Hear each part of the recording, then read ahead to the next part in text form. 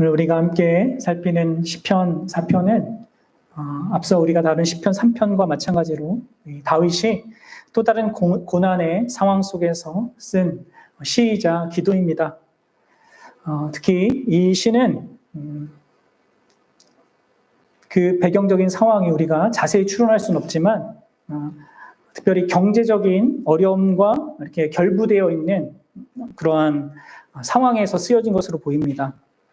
시편 3편이 가장 가깝고 또 깊이 사랑하는 대상에 의하여서 그럴 때 경험했던 그런 고난이었던 것처럼 시편 4편은 그에 못지않은 거죠. 어떤 의미에서는 생존이 좀 걸려 있는 거잖아요. 이런 생존이 달려 있는 이 경제적인 어려움에 의하여서 이렇게 파생된 문제, 거기에 이제 다윗이 있었고 또 그로 말미암아 연결돼서 나오는 주변 사람들의 비난과 외면이라는 이 어려움도 함께 겪고 있는 그런 상황이었습니다. 우리가 그것을 어디에서 보냐면 이제 7절에서 보게 되는 것이죠. 그들의 곡식과 새 포도주가 풍성하다라고 하는 어떤 이 대적들 혹은 이 다윗을 떠난 사람들의 그러한 어떤 형편에 대해서 이렇게 빗대어서 말하고 있는 것을 통해서 우리가 알 수 있는 것입니다. 그것보다 지금 내가 내 마음속에 두신 기쁨이 더 크다라는 것을 이제 기도 가운데 이제 다윗이 발견하고 있는 거거든요. 어쨌든 지금 이 다윗의 상황은 생각 외로 어려운 그런 상황이었던 것 같습니다. 구체적으로 어떤 상황인지 몰라요. 어쩌면 많은 학자들이 말하듯이 압살롬을 피해서 도망치는 가운데 경험했던 경제적인 어려움일 수 있습니다. 또 어떤 학자들은 이것이 앞에 있는 그 시편과 연결된 상황이 아니라 그 다윗의 통치 기간 가운데 어떤 시점에서 경험했던 그런 상황, 특별히 국가적으로, 나라적으로 이렇게 수학에 있어서 큰 이렇게 어려움을 겪을 때를 또 가리킬 수 있다라고 합니다. 그러면 흉작은 고대 농경 사회에서 재앙을 의미했죠. 그리고 다윗은 왕이었기 때문에 압박을 느꼈던 것 같습니다. 이 기근이 지속되면서 심지어 다윗이 가까이 하던 그 신하들조차도 그에게 등을 돌린 것이죠.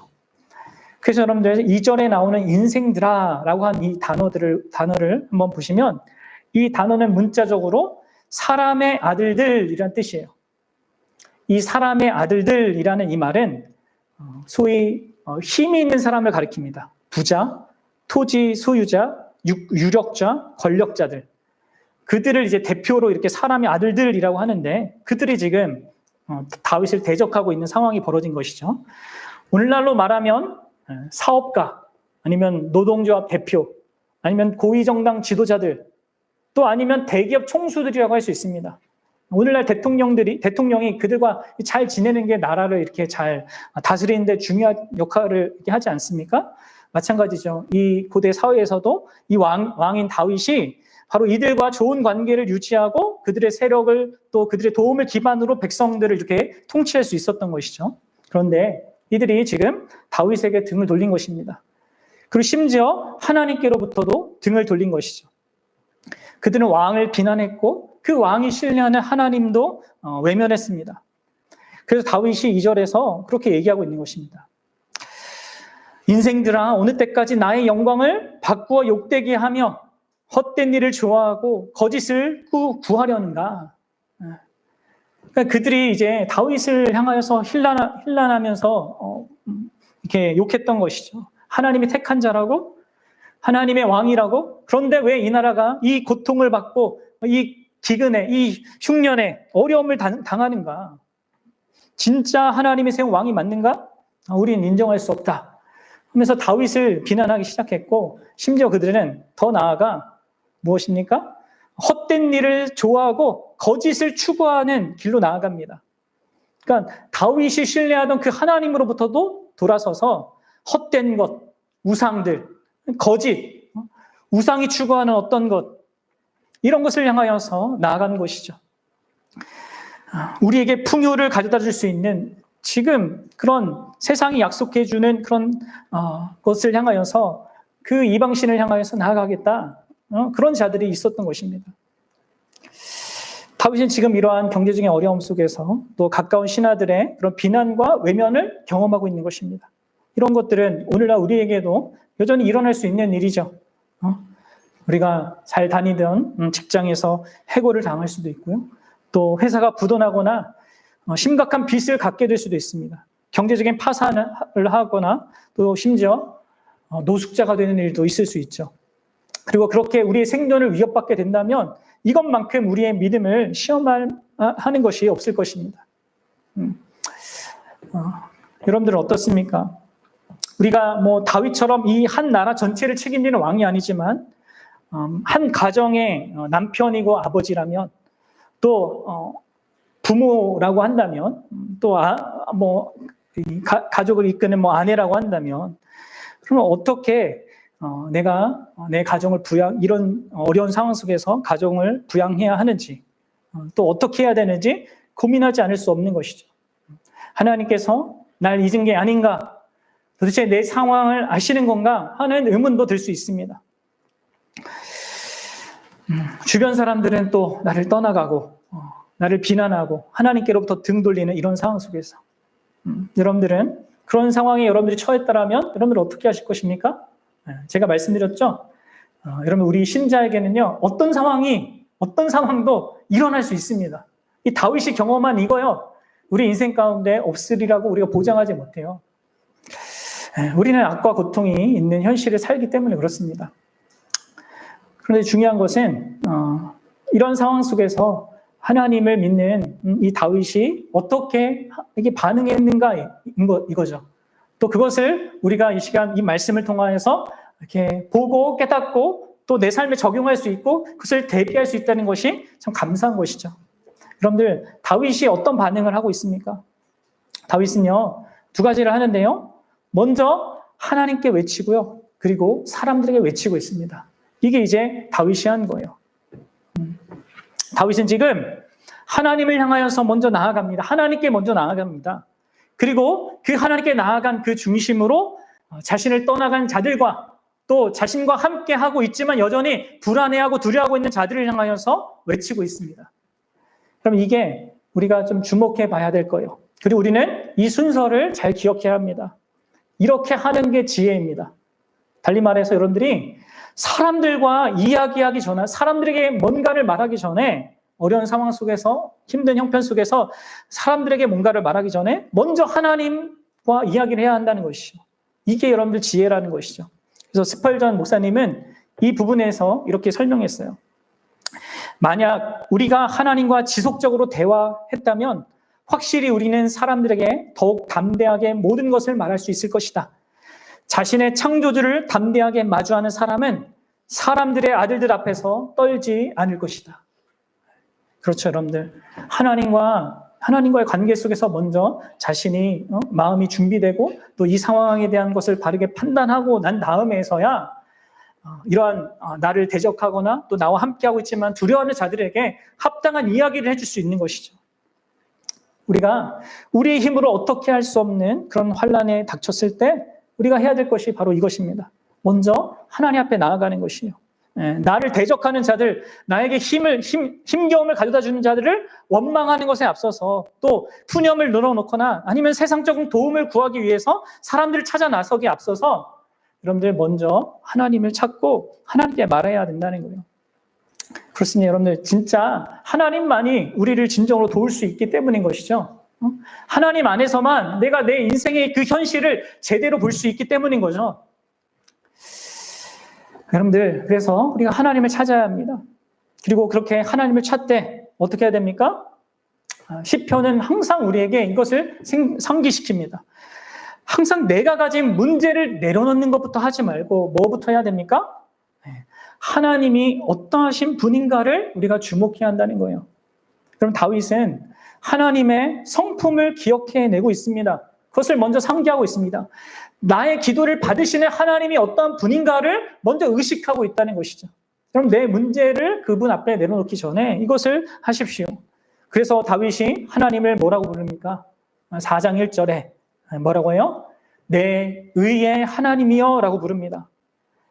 다윗은 하나님께서 자신이 친히 언약을 맺은 백성에게 그리고 왕에게 약속을 하신 대로 지키시는 의로운 분이라는 사실을 상기시키고 있습니다. 하나님의 의로운 분이다. 의롭다는 것은 하나님이 마땅히 행할 바를 행하신다는 거예요. 그분이 약속하신 것을 근거해서 행하신다는 거예요. 그분이 세상의 어떤 수많은 변덕스러운 이 우상들과 달리 또 아무것도 도움이 결국은 거짓이고 헛된 것일 수밖에 없는 그들의 모든 약속과 달리 얼마나 하나님께서 의로우신지, 그가 맺으신 모든 관계에서 얼마나 올바르게 행동하시는 분이신지를 지금 다윗은 먼저 기억하고 있습니다. 여러분들, 우리가 하나님 앞에 나아갈 때마다 우리는 이것을 기억해야 돼요. 하나님께서 정말 믿는 자기 백성에게, 또 자신을 믿는 그런 자기 자녀에게 얼마나 신실하고 얼마나 의로운 분이신지, 자기가 마땅히 그 자녀에게 행해야 될 바를 행하시는 분이라는 것이죠. 그냥 자녀가 힘들고 어려운 상황 속에 있는데 내버려 두시는 분이 아니라는 거예요. 어려움을 당할 때 그냥 보고 있는 부모가 없듯이 하나님도 자기와의 특별한 관계에 있는 대상을 향하여서 그냥 가만히 있지 않으십니다. 반드시 자신의 의로우심을 드러내세요. 마땅히 그에게 필요한 것을 행하신단 말이에요. 그래서 지금 다윗은 그런 하나님을 기억하고 그 하나님 응답하실 것을 그것으로 말미암아 확신하는 것입니다. 더불어서 여러분들, 다윗은 하나님의 자비하심도 또한 기억합니다. 상기하죠. 그렇죠? 그래서 1장 1절 그 하반부에서 내게 은혜를 베푸사 나의 기도를 들으소서 이렇게 말하고 있습니다. 여러분들, 다윗이요, 하나님께서 자신의 기도를 응답하는 것이 내가 기도했기 때문에 당연히 받는다 이렇게 여기고 있지 않습니다. 오히려 하나님이 자비하셔서 내 기도를 들으신다라고 말하고 있다는 거예요. 다시 말해 다윗은 자신이 주님으로부터 어떤 도움도 또 어떤 응답도 받을 자격이 없다는 것을 알고 있습니다. 그러나 하나님은 자비를 베푸시는 분이기 때문에 자기 백성에게, 자기 자녀에게 의롭게 행동하시는데 그런 어떤 의미에서 자격 없는 자에게도 여전히 자비를 베푸시는 그런 분이기 때문에 그런 하나님이 그렇기 때문에 내 기도를 들으실 것을 말하고 있다는 것이죠. 여러분들, 우리는 기도할 때마다 이 사실을 늘 기억해야 합니다. 우리가 기도하기 때문에 마땅히 하나님이 무조건 다 받는 것이 아니죠. 또 받아야 하는 것이 아니고 응답해야 되는 것이 아닙니다. 내가 기도한 것을 근거하여서 하나님이 나에게 응답하는 게 아닙니다. 하나님이 의로우신 분이기 때문에, 하나님이 자비로우신 분이기 때문에 우리에게 응답하시는 것이죠. 그래서 나의 어떠함에도 불구하고, 나의 부족함에도 불구하고 그분이 우리를 선하게, 자비롭게 대하시는 것입니다. 이를 아는 가운데 이 다윗이 하나님께 나아가고 있는 거예요. 여러분들, 하나님께 나아갈 때마다 이 하나님을 기억하십니까? 그 하나님 앞에 자신이 서 있음을 생각하고 있습니까? 하나님이 의로우신 분이라는 것, 자기가 하신 약속에 신실하게 행하시는 분이시고, 또한 그분이 자비로 나를 대하신다는 것, 나의 어떠함에 따라서가 아니라 그분의 그 중심으로부터 나오는 그 긍휼하심과 은혜와 그 자비하심으로 나를 대하신다는 것, 그거를 기억해야 한다는 것이죠. 그렇게 할 때 여러분들, 우리가 온전하게 하나님께 기도할 수 있는 거예요. 더불어서 다윗은요, 하나님의 이 성품뿐만 아니라 하나님께서 과거에 자기 인생 가운데 하신 일을 또 기억하고 있어요. 여러분들, 이 두 가지가 여러분들 기도할 때마다 항상 자꾸 상기시켜야 되는 거예요. 기도 생활이 잘 안 되고 또 기도의 생활이 냉랭해질 때마다 이 두 가지를 항상 자꾸 상기해야 합니다. 하나님이 어떤 분이신지, 또 그가 나의 인생 가운데 내 과거에 어떤 일을 하셨는지 이걸 봐야 된단 말이에요. 그래서 다윗은 그 1절 중간에 곤란 중에 나를 너그럽게 하셨습니다 라고 하면서 과거의 일을 지금 언급하고 있어요. 과거 자신의 심각한 그 곤란한 상황 중에서 어떻게 그분이 자신을 평안하게 만드셨는지 그 상황을 기억해내고 있습니다. 구체적으로 그것이 무엇인지 우리는 모르죠. 아마도 사울이 그 다윗을 잡아 죽이려고 쫓아오던 그 날들을 돌아봤을 수도 있었을 것입니다. 거의 10년 이상이나 되는 그 긴 시간 동안 목숨의 위험을 받으면서 불안한 가운데서 도망자 생활을 했었죠. 근데 하나님이 어떻게 하셨어요? 결국 다윗을 그 모든 어려움에서 건져내셔서 평안을 갖게 하셨어요. 약속하신 바를 이루셨죠. 그렇습니다. 우리가 여러분들 최악의 상황에 있을 때 진짜 우리의 믿음을 견고하게 하는 것은 바로 이 두 가지를 상기해 내는 거예요. 하나님 앞에서. 하나님이 어떠한 분이신지를 곰곰이 묵상하는 거고요. 또 그분이 내 과거의 삶 속에서 나에게 어떻게 행하셨는지를 돌아보는 것입니다. 이게 신자에게 명확히 있는 거죠. 그리고 여러분 우리의 믿음의 선배들은요 다 이렇게 혼란 중에서 고난 중에서 이렇게 했습니다. 저도 목회하면서 진짜 힘이 빠지고 또 어려울 때 마음이 답답할 때 항상 이렇게 두 가지를 생각합니다. 하나님이 어떤 분이신지, 하나님이 어떠한 분으로 계신지, 그리고 그분이 지금까지 나를 어떤 과정으로 이끌어 오셔서 지금 내가 있는지 이것을 쭉 돌아보면요 내 마음이 다시 불붙고 하나님이 일하시고 계신 것에 대한 그 인식이 또 깊어지고 하나님이 일하실 것에 대한 기대를 갖게 됩니다. 여러분들이 지금 어떤 상황에 있든지 여러분 이것을 기억하십시오. 하나님의 성품을 기억하십시오. 그분이 의로우신 하나님이라는 것, 자신이 언약 관계에 있는 자신과 언약 관계에 있는 자들을 향하여서 항상 올바르게 자신의 역할을 감당하시는 분이라는 것을 기억하십시오. 또 그분이 정말 그러하다는 것을 여러분들 과거의 삶 속에서 확인해 보십시오. 그게 있단 말이죠. 그러면 어떻게 되냐면 이 현재적인 상황 속에서 내가 어떻게 대처해야 되고 진짜 하나님께 무엇을 구해야 될지를 명확하게 알게 되는 것입니다. 그래서 다윗이 이제 어떻게 대처하는지가 나오는 거예요. 이렇게 다윗은 하나님께 말한 후에 사람들에게 말하기 시작하죠. 이게 그의 대처 방법이에요. 사람들에게 말합니다. 먼저는 2절과 3절에서 원수에게 말하고요. 그리고 4절과 5절에서는 이제 자신과 함께하는 자들에게 말합니다. 우리 2, 3절을 한번 읽어봅시다. 원수에게 말하는 거 같이 읽어볼게요. 시작. 인생들아 어느 때까지 나의 영광을 바꾸어 욕되게 하며 헛된 일을 좋아하고 거짓을 구하려는가? 여호와께서 자기를 위하여 경건한 자를 택하신 줄 너희가 알지어다. 내가 그를 부를 때 여호와께서 들으시리로다. 아멘. 지금 다윗은 자신을 멸시한 자들을 향하여서 책임을 추궁합니다. 너희가 어떻게 하나님께서 세운 왕인 나를 거부하고 뿐만 아니라 헛된 우상 숭배를 향하여서 그것을 사랑하고 그 거짓을 추구하냐. 그것이 얼마나 헛된 일이고 그것이 얼마나 미련한 일이냐라는 것을 지금 이 원수를 향하여서 경고하고 있습니다.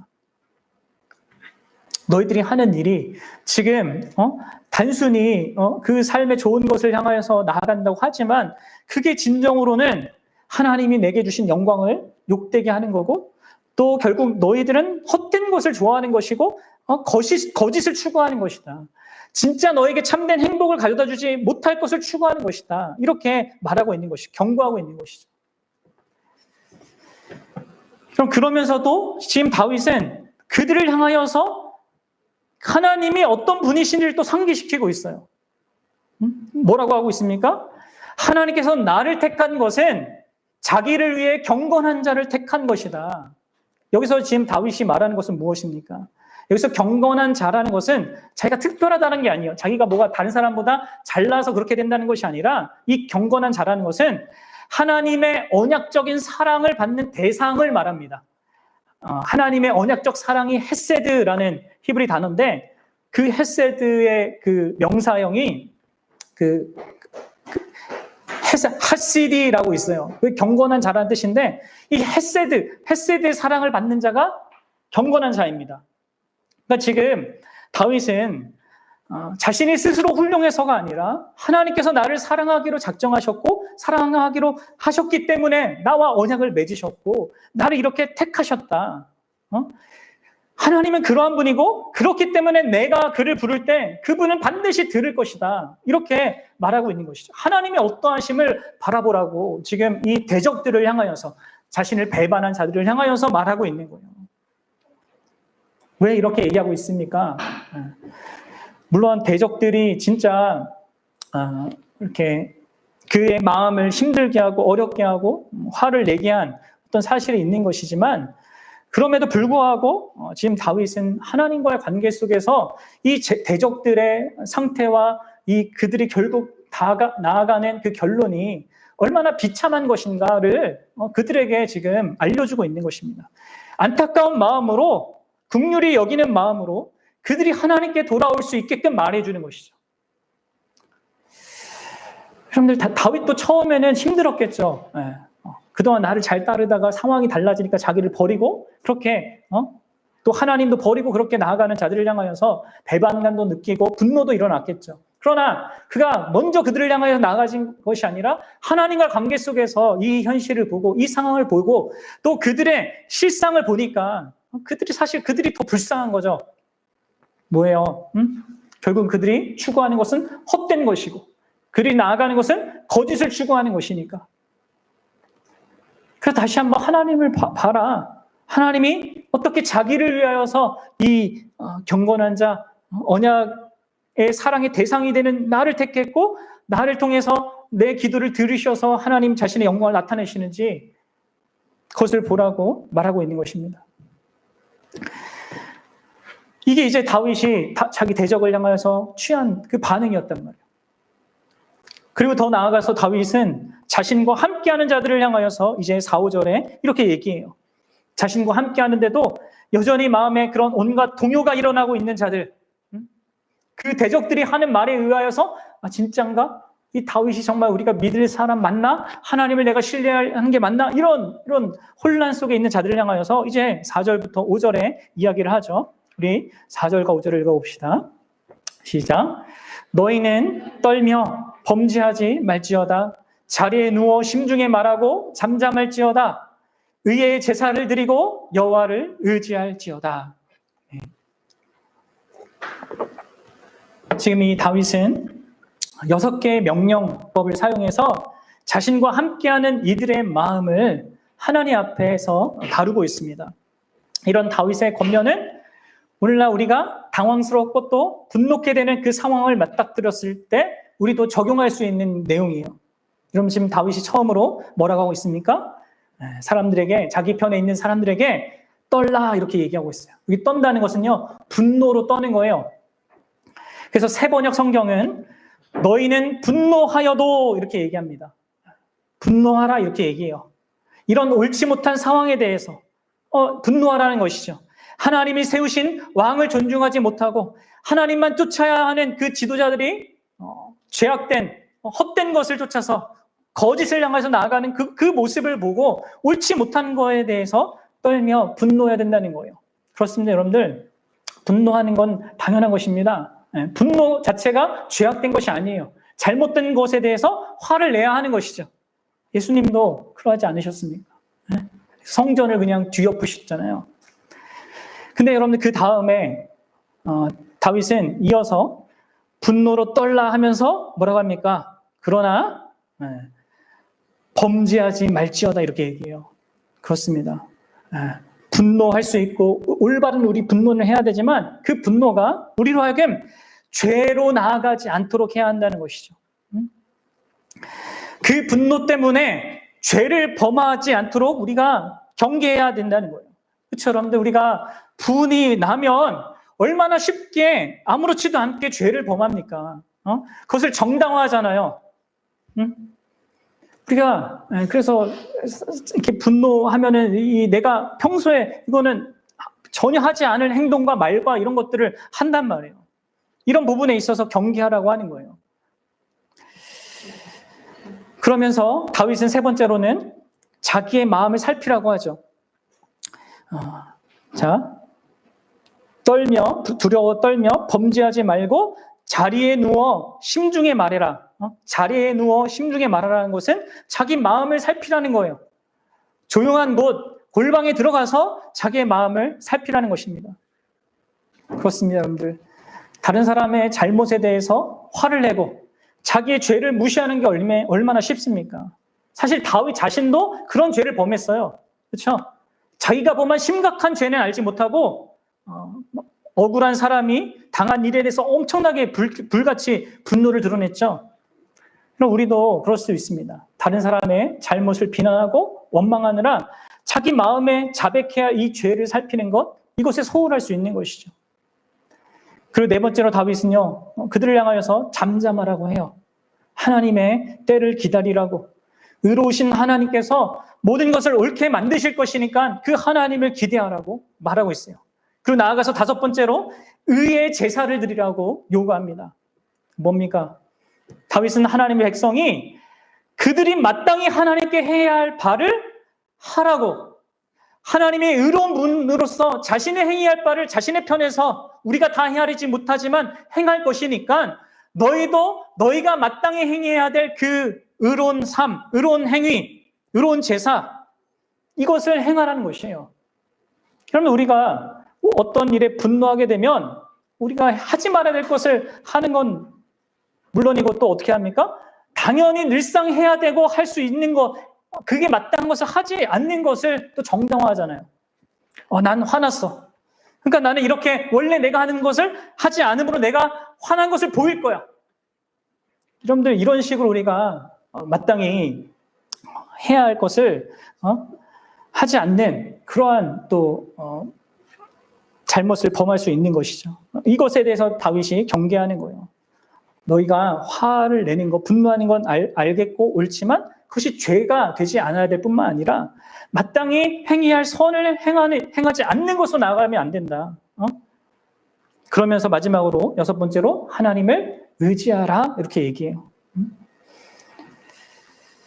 여호와를 의지하라.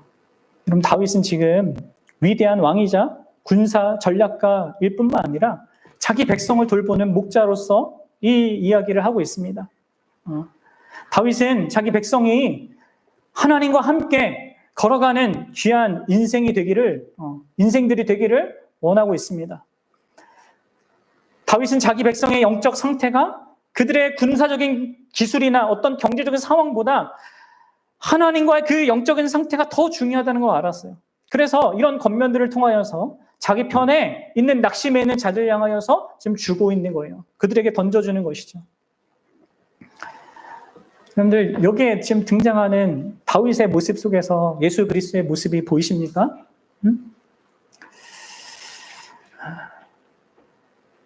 예수님께서 우리에게도 이렇게 동일한 말씀을 하시려고 여러분들은 생각하시면 됩니다. 이것은 이제 예수님이 고백했던 그 시예요. 자, 이러한 이 다윗의 겉면이 있는데 여러분들, 여전히 사람들은 어떻게 반응합니까? 4장 6절을 보십시오. 전반절에 보면 이렇게 얘기하죠. 여러 사람의 말이 우리에게 선을 보일 자 누구뇨? 여러분들, 다윗이 이렇게 자기 백성들을 향하여서 이렇게 선한 겉면들, 정말 그들의 영혼에 필요하고 그들의 영혼을 진짜 정말 하나님만을 의지하고 신뢰하기만 한다면 든든하게 할 수 있는 이런 모든 겉면들을 함에도 불구하고 여전히 그것들을 받아들이지 못하고 여전히 세상적인 어떤 것에 대하여서 기대하고 그것을 바라는 자들이 있습니다. 그래서 우리에게 선을 보일 자 누구뇨? 라고 하면서 다윗을 향하여서 이야기하는 것이죠. 여러분들, 그들을 향하여서 지금 다윗이 뭐라고 얘기합니까? 다시 그들을 향하진 않아요. 그렇죠? 그들을 다시 뭔가 설득하기 위해서 그들에게 뭔가 말하지 않습니다. 그리고 어떻게 합니까? 하나님을 다시 찾습니다. 그러면서 이제 6장 하반절부터 여러분들 8절까지는 다 하나님께 대한 그런 고백이에요. 여호와여, 주의 얼굴을 들어 우리에게 비추소서. 이제 다윗이 이러한 상황 속에서 진정으로 자기 자신과 그리고 자기와 함께하는 모든 백성들, 그 두려워하고 걱정하고 염려하고 이렇게 불만 갖고 있는 자들에게 진짜 무엇이 주어져야 하는지, 진짜 무엇을 구해야 되는지를 알고 구하고 있죠. 그게 무엇입니까? 바로 하나님의 얼굴의 빛이 그들에게 비춰지는 것이에요. 그것이 진정으로 하나님의 백성들에게 그리고 자기 자신에게 필요한 최고의 복이라는 것을 말하고 있는 것입니다. 여러분들, 하나님의 얼굴을 보는 것이 무엇입니까? 하나님의 얼굴을 보는 것, 그것은 하나님의 임재 안에 들어가는 것을 의미합니다. 하나님의 은혜로운 임재를 영위하는 것을 말하는 거예요. 하나님의 얼굴이 있는 게 아니죠. 우리처럼 이게 얼굴이 있다는 것이 아니라 그분이 가장 가까이서 자기의 임재를 드러내신다는 거예요. 그리고 여러분, 이것은 실상 모든 인생들이 갈망할 수 있는 최고의 선이에요. 백성들은 우리에게 선을 줄 자, 진짜 좋은 걸 줄 자가 누굽니까? 이렇게 말하는데 지금 다윗은 하나님 그들에게 진짜 최고의 것을 달라고 얘기하고 있어요. 그들은 세상의 것을 말하고 있는데 지금 다윗은 진짜 최고의 것을 하나님 저들에게 주시고 나에게 주옵소서 이렇게 말하고 있습니다. 사람들이 여전히 곡식과 포도주의 풍성함을 선으로 알고 이해하고 있습니다. 그러나 다윗은 하나님의 얼굴에 그 빛이 우리에게 비춰지는 것, 하나님의 은혜로운 임재가 우리 가운데, 내 인생 가운데, 내 심령 가운데 충만한 것이 진짜 복이라고 선언하고 있다는 거예요. 그래서 여러분들 7절과 8절에서 다윗이 이렇게 얘기하죠. 주께서 내 마음에 두신 그 기쁨, 그 기쁨은 그들의 곡식과 새 포도주가 풍성할 때보다 더합니다. 주님께서 나와 함께 해주심으로 말미암아 그 임재, 그 얼굴빛을 비춤으로 말미암아 우리 안에 두실 그 기쁨이 이 세상적인 어떤 조건, 그 경제적인 모든 풍요로운 조건보다 더한 기쁨입니다 라고 고백하고 있단 말이에요.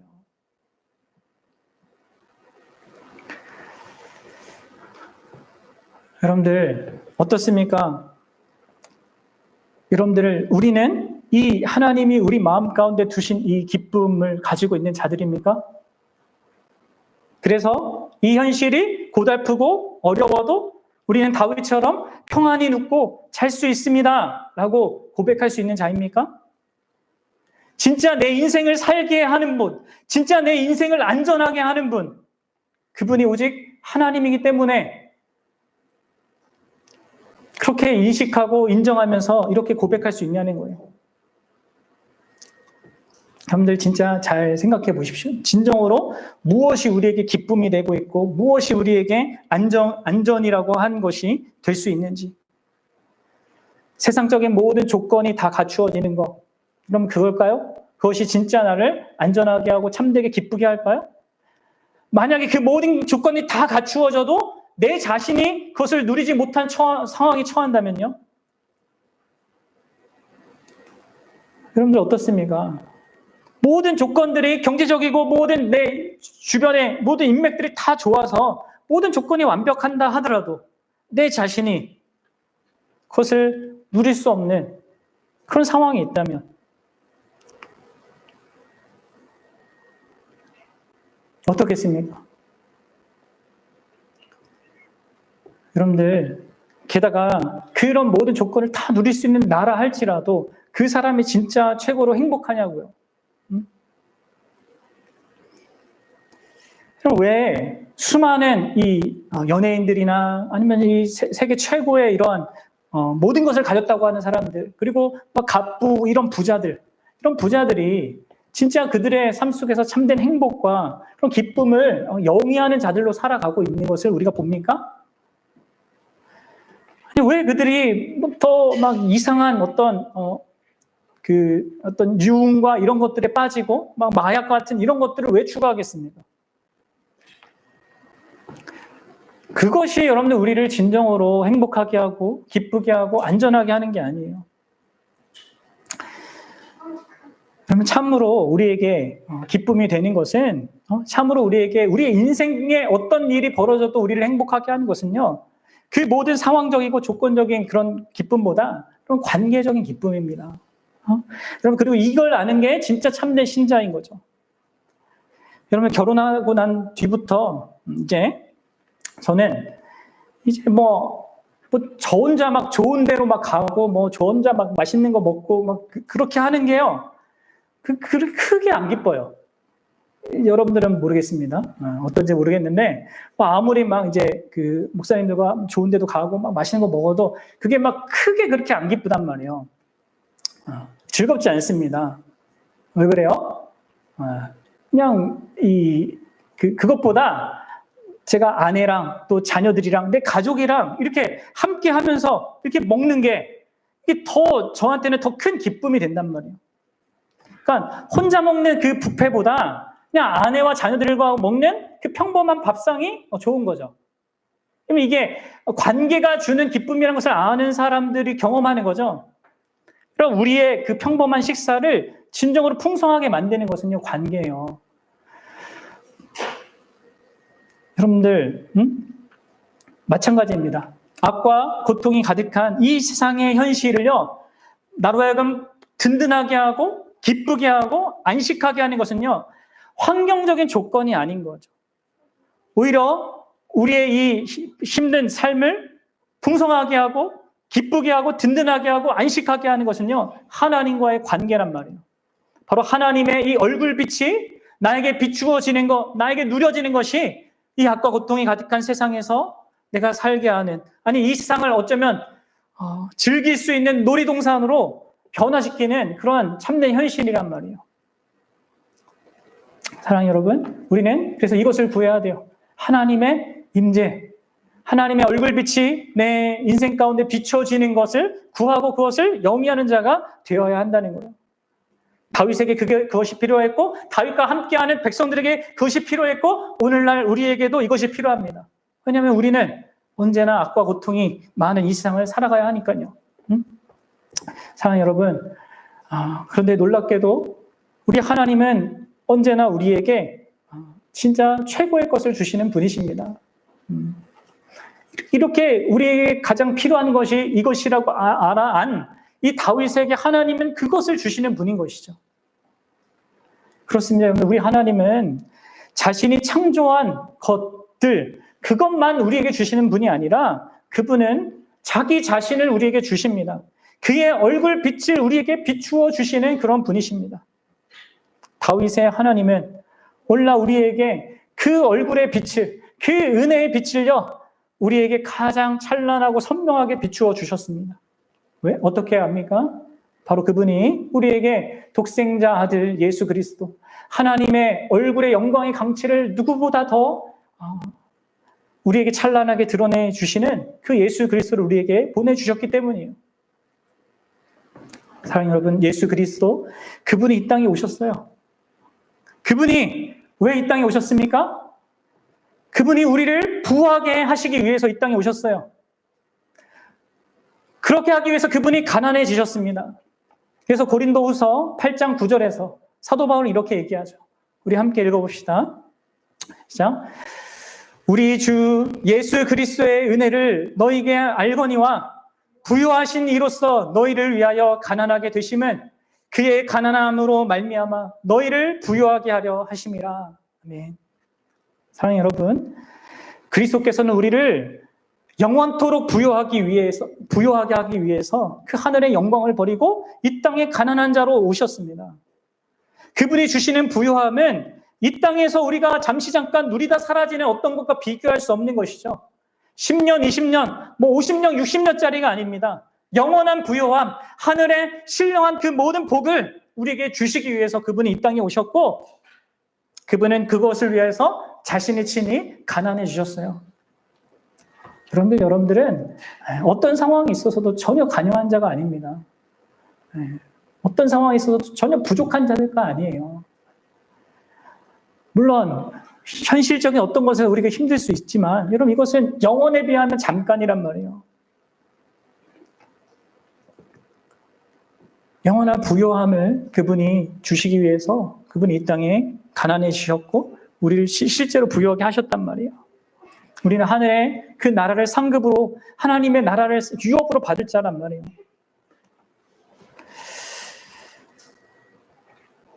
뿐만 아니라 여러분들 예수 그리스도는 언제나 우리가 그 하나님의 은혜의 얼굴빛을 바로 대면하여서 보며 살 수 있도록 우리를 위한 대제사장이 되어주셨죠. 그래서 히브리서 4장 15절 16절에서 그분이 또 사도 바울, 이 히브리서 기자가 이렇게 얘기하는 겁니다. 우리 4장 15절 16절도 읽어봅시다. 시작. 우리에게 있는 대제사장은 우리의 연약함을 동정하지 못하실 이가 아니요 모든 일에 우리와 똑같이 시험을 받으신 이로되 죄는 없으시니라. 그러므로 우리는 긍휼하심을 받고 때를 따라 돕는 은혜를 얻기 위하여 은혜의 보좌 앞에 담대히 나아갈 것이니라. 아멘. 다윗의 후손이자 다윗의 뿌리가 되시는 예수 그리스도께서 여러분들 우리에게 어떻게 하나님의 얼굴의 빛을, 그 은혜의 빛을, 그 임재의 영광을 풍성하게 누릴 수 있도록 하셨는지, 그가 우리를 위한 대제사장이 되어서 그분이 행하신 일로 말미암아 우리에게 그런 영광을 주셨는지를 기억해 보십시오. 여러분들이 이러하신 예수 그리스도를 알면 여러분들이 다윗이 누린 이 평안을, 이 안식을, 그 기쁨을 여러분들도 누릴 수 있는 것입니다. 심지어 경제적인 어려움 속에서 사람들의 많은 비난과 외면과 의심 속에서도 그럴 수 있는 것이죠. 중요한 것은 뭐예요? 내 마음에 두신 그 기쁨이 진정으로 하나님의 얼굴빛인가, 그 은혜의 빛이 되신 예수 그리스도가 맞는가, 이겁니다. 그러한 모든 어떤 상황 속에서도 형편 속에서 나를 기쁘게 하고 든든하게 할 수 있는 것이 예수 그리스도인가, 이거를 확인해야 하는 것이죠. 그분이 나를 부욕하기 위해서 가난하게 되신 것, 그분이 나를 하나님의 보좌 앞으로 나아가게 하기 위해서 제사장이 되신 것, 자신을 제물 삼아 죽어서 하나님께 나아갈 때 문제가 되는 우리의 죄의 문제를 해결하시고 여전히 하나님 우편에서 우리를 위해서 간구하시는 분으로 그렇게 계신 그분을 아는 자인가? 여러분들의 구세주가 예수 그리스도이시면 그분이 이렇게 말씀하십니다. 여러분들 이것을 들으십시오. 요한복음 14장 27절에서 그분이 이렇게 말씀하십니다. 평안을 너에게 끼치노니 곧 나의 평안을 너에게 주노라. 내가 너희에게 주는 것은 세상이 주는 것과 같지 아니하니라. 너희는 마음에 근심하지도 말고 두려워하지도 말라. 기도합시다.